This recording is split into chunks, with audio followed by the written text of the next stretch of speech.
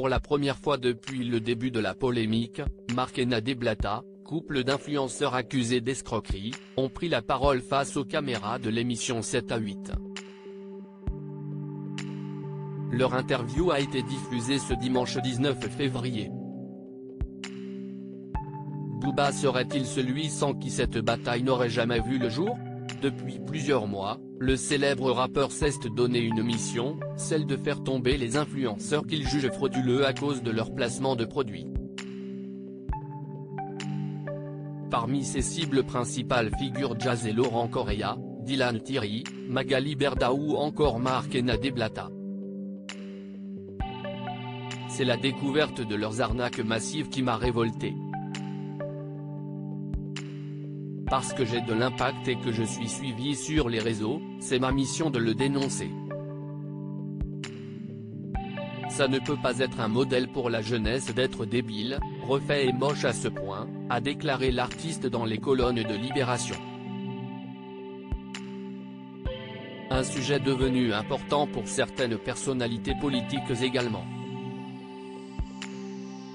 Au mois de décembre dernier, le gouvernement a même organisé une réunion, en présence de plusieurs agences d'influenceurs, afin de réguler le secteur.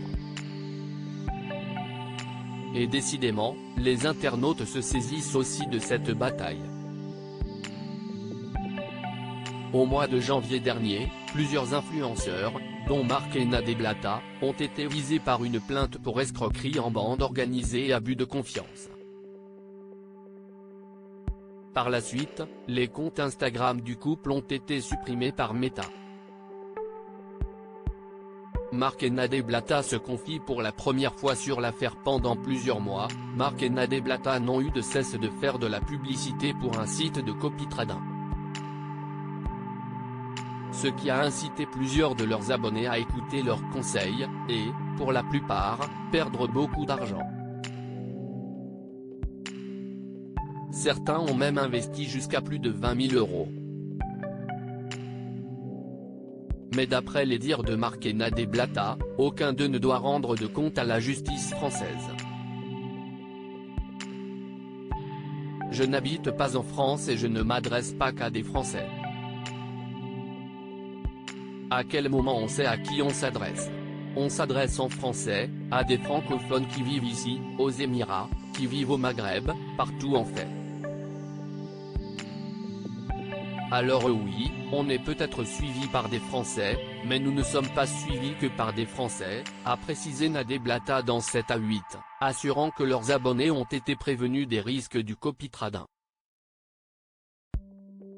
À voir désormais si ce type de discours apportera un résultat face aux juges, d'autant plus que leur placement de produits sur le copie-trading leur aurait apporté plus d'1 million d'euros, d'après nos confrères.